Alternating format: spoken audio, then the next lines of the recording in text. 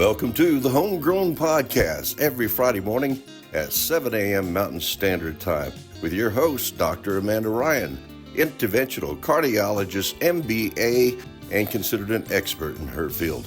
This week's topic, hypertension, the silent killer. Help me welcome our host, Dr. Amanda Ryan. Good morning, Carlsbad, Eddy County, and surrounding listeners. This is your friendly cardiologist, Dr. Amanda Ryan. Today we're going to talk about hypertension. Hypertension, again, is a fancy word for high blood pressure. How many Americans, percentage-wise, have high blood pressure, do you think? Actually, in 2022, again, statistics there's a lot of variability, but 49% of Americans, so literally half. When you think about the overall U.S. population and then that half of the patients have a diagnosis of hypertension, kind of makes you realize the significance of that diagnosis. Hypertension is nicknamed the silent killer. Sounds like it could come from an old school horror movie or a reality that so many people with high blood pressure really don't have any symptoms. Or at least they think they do not have symptoms. I'm going to use one of my aunts as an example. Her blood pressure was high for many years. And anytime she took a blood pressure medicine, she either quote unquote felt bad or had side effects.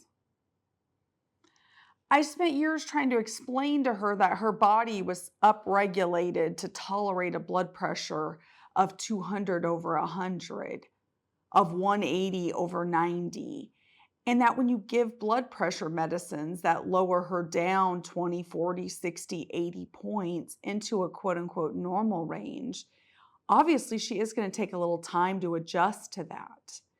Probably she took time to adjust to her body regulating a blood pressure that high, but people don't tend to remember that. And there's mistrust sometimes of pharmacy, of physicians, of just overall medications and the idea that people are going to treat it on their own.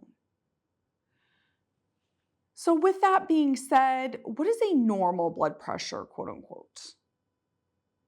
And this is one of those things that has kind of varied over time.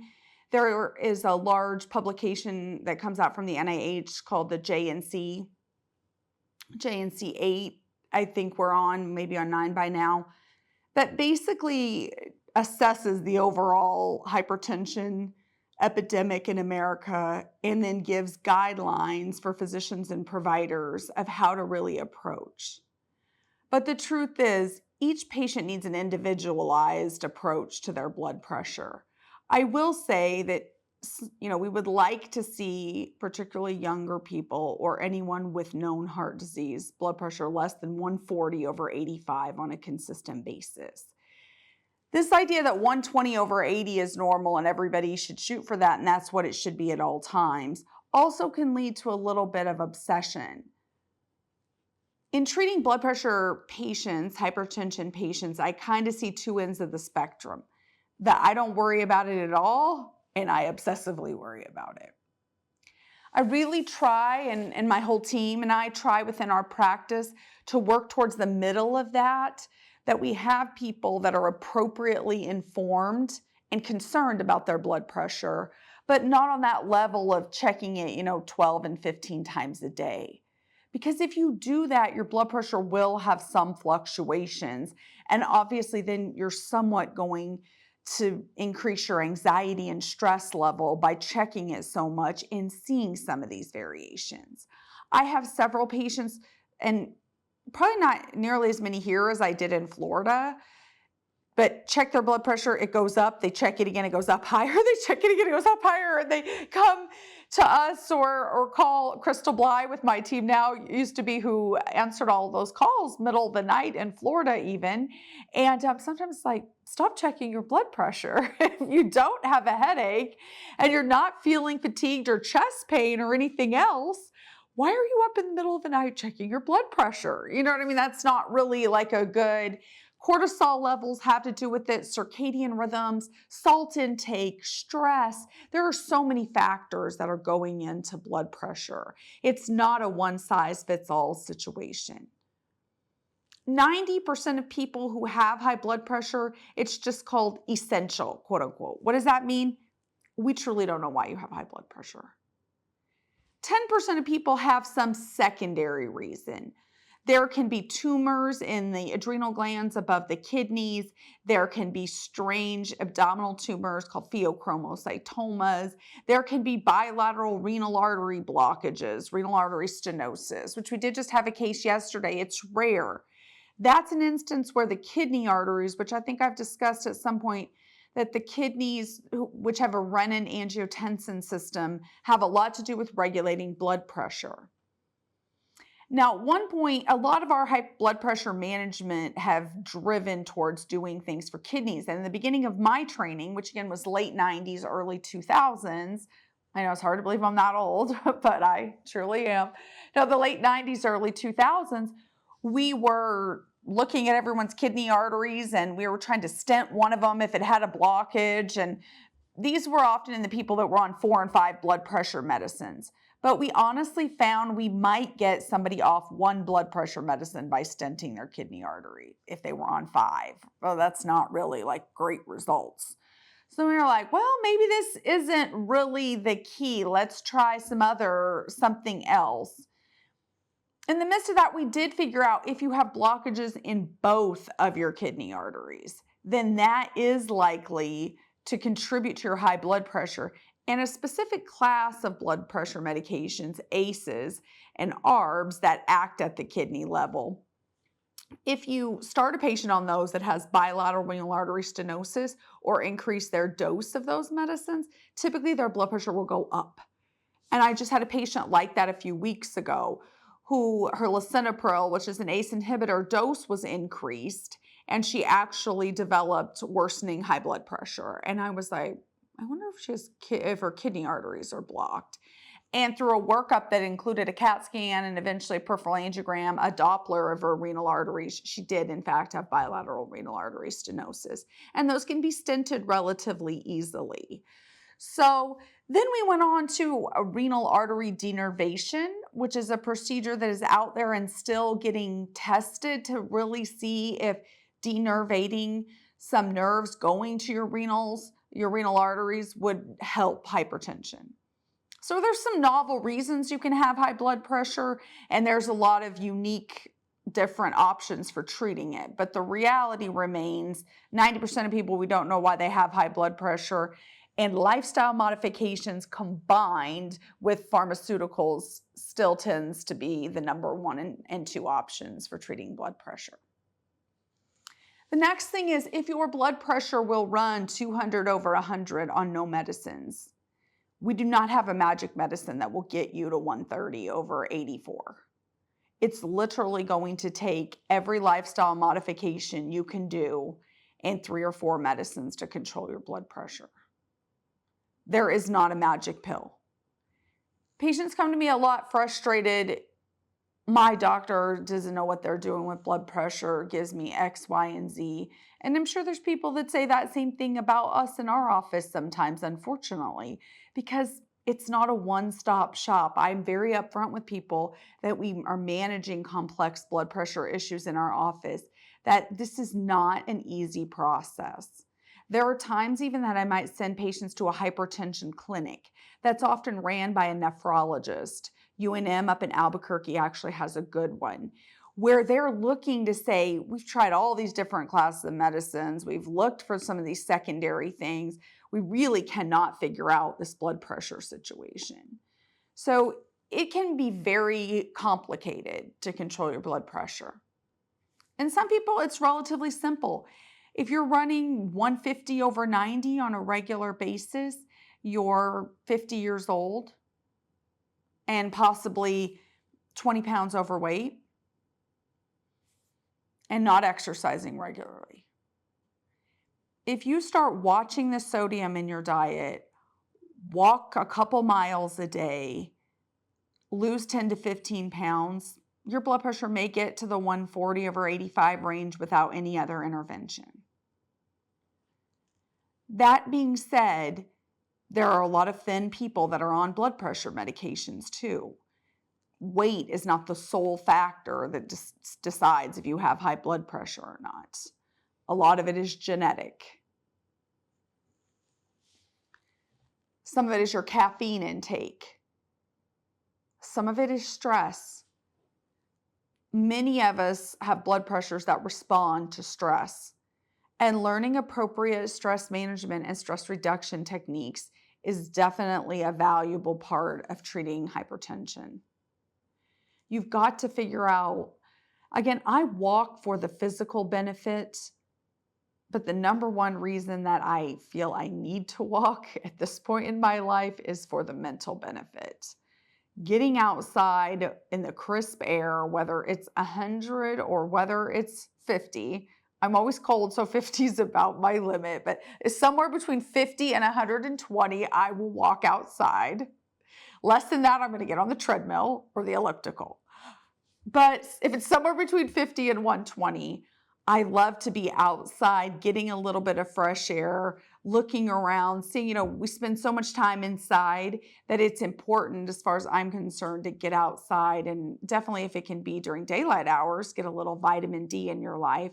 But just getting out there, walking, getting your endorphins moving, I tend to find, particularly at the end of a stressful day, that it really helps me refocus my mind, look forward to a good night's sleep, and then starting the next day with a fresh mind, just a fresh thought process.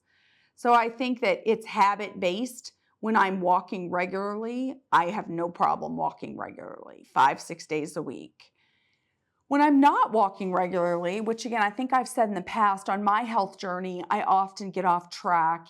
If I get an illness and work gets totally overwhelming, I somewhat push through that. And then before you know it, I'm off my regular routine. As part of that, it's like a struggle to get back on that routine. It is so difficult. And again, I'm a cardiologist, and yes, I know the data, the facts, the benefits, the way I feel when I eat right and exercise. I can't fully explain why I get off track except to say that life happens. And I'm so busy taking care of my patients and tending to all the administrative things in my personal and professional life that I just don't take care of myself in the way that I should. And at the end of the day, we've got to find a way to kind of pull us back in and say, it's time to refocus. It's time to truly take care of ourselves. A big reason for this podcast is to empower people. I want to empower you to take care of your cardiovascular and overall health. You've got to care. The 15 or 20 minutes that you're spending in the physician office once or twice a year, or even if it's once a month that you're going, we cannot alter your outcomes nearly as much as those 24 hours a day that you're putting into making decisions at home. Untreated sleep apnea is a big factor in both high blood pressure, atrial fibrillation, heart failure, all of those factors. Hypertension is a leading cause of heart failure. So there's just of strokes. So there's all these different connected cardiovascular health connections that I need people to understand. I need you to want to live long and well. The overwhelming majority of people do, of course, want to live long and well, and they say those things. But what do you do to make that journey a reality? We are very good in America at letting people get very sick, and then we keep you alive. I have kept alive a lot of dear grandmothers for 6 months, the last 6 months of their life, so that family members, I feel like, sometimes could just sort of either handle their own guilt of maybe not being as supportive as they thought they should be, just for selfish reasons they don't want to let go of the person, or There can be a lot of belief systems that play into that, but we spend 90% of the healthcare dollars on people in America in the last 6 months of their life. And that's definitely a statistic that has to change. We talk about value-based healthcare and how we're going to change to that, and how it's not just going to be do a procedure, do a test, doctor gets paid, hospital gets paid. We're looking for prevention. And I will give it to Medicare and CMS in the last few years. They are continuing to add some of those preventive codes to their payable diagnosis and CPT realm. Those are, again, codes that give a diagnosis, and a CPT is a billable code. However, our Medicare population is mostly 65 plus, and that's still great.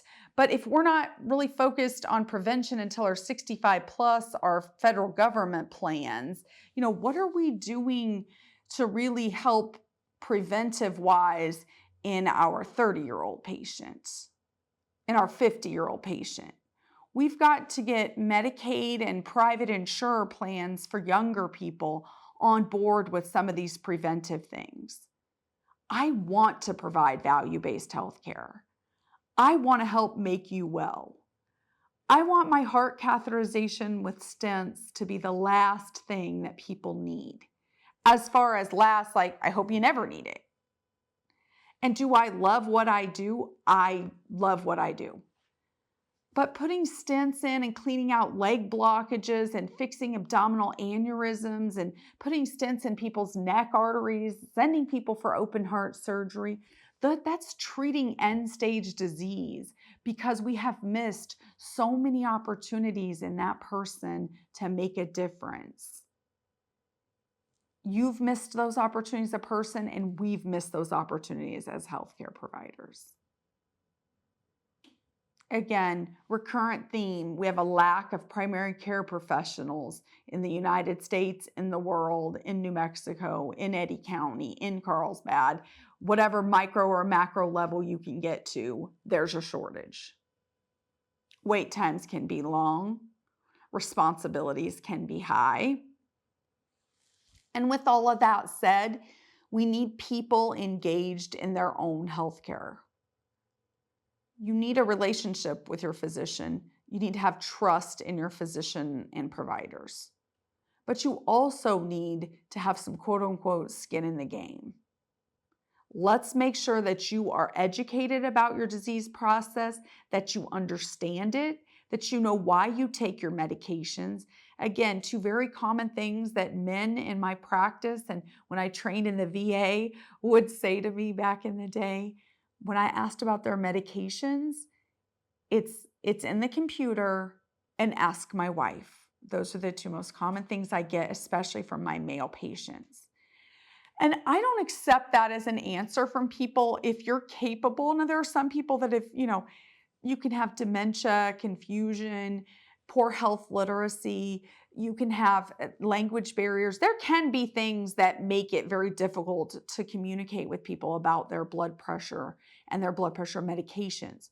We do try as many of these options as we can, but if you're capable of understanding, we really try to make sure that you understand what medications you're taking and why. The same as I always talk to young nurses in the hospital when I see them, my patients are admitted to the hospital and the nurse may be treating them. I'm very informed the patient. I make a habit of informing the patient and the nurse. Tell the patient what medicine you're giving them and why. Because sometimes you're in the hospital and maybe went in for your blood pressure being very high and you were having some chest pain. And they're coming there just giving you medicines as they're putting stuff in your IV. It can be very scary when you really don't know what this stuff is. But it's a nursing responsibility to look it up and tell you, and it's also your responsibility to ask. Now, if you're not in a state or position that you can, important that you have a family or friend help advocate for you during those times so that they can help understand the situation. There are only about 5 classes of blood pressure medications. There are a lot of intolerances and side effects to these medicines. Sometimes you get patients with a list of medicines 30 deep that they either have allergies, quote unquote, or intolerances to. I often tell people I'm sensitive to a lot of different medications too. Some of that is our genetic makeup, some of it is a mindset. But often we can work through those side effects if we try maybe a lower dose, if we give it a little more time. If we, there's some allergies we just can't work through. That's true. But some allergies, I was discussing with another physician the other day, aspirin desensitization. It's very important whenever you have stents in your heart, have had a stroke, have had bypass, any of those things, to be on at least a baby aspirin daily. That's 81 milligrams. But many people have aspirin allergies. Now, if your allergy was anaphylaxis, we tend to stay away from that. You've had true life-threatening allergy to a medication. But if your reaction is hives or skin rash or stomach upset, in those categories, there is a desensitization process where we can admit someone to the hospital, work with immunology and ID, and really kind of work the patient through to see if we can get them to be able to tolerate aspirin as a drug. Now, sometimes we can just switch to other drugs, but there are times when we really feel that that is an important need in someone's care. With blood pressure medications, again, I caution you to give them a chance. It can also take about 30 days to see if they're really going to work, quote unquote.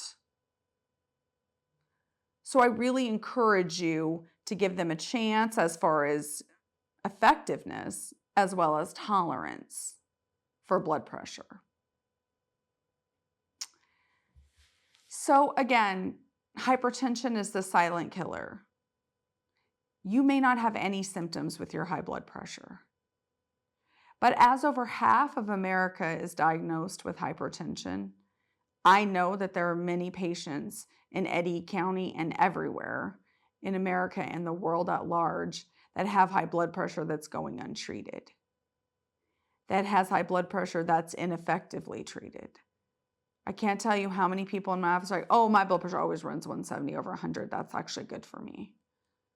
And I think in my mind, good for you until you have a stroke or a heart attack, but good for you in the sense that that's, so I'm working against people understanding truly upregulation, downregulation. Sometimes we can be informed enough to be dangerous to our own health. It is natural for our aging patients and population. Blood pressure naturally goes up as we get older. Our artery walls lose that stiffness and lose elasticity and become stiffer, and we often get a higher systolic, that's the top number, blood pressure, and a lower diastolic.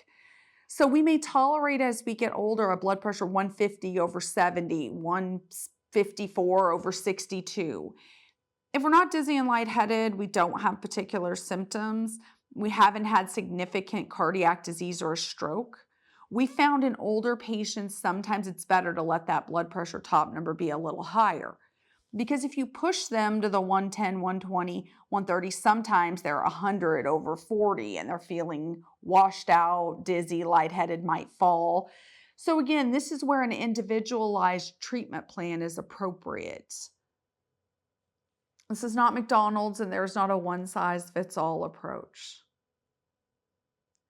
I encourage you to feel empowered to take care of your hypertension, to have it diagnosed if it hasn't been, to go back to your care provider if you've been slacking on your appointments, to do everything you can from a lifestyle modification point, to be willing to use medications when needed, to give those medications a chance to work, to be informed about high blood pressure and the potential long-term complications of such.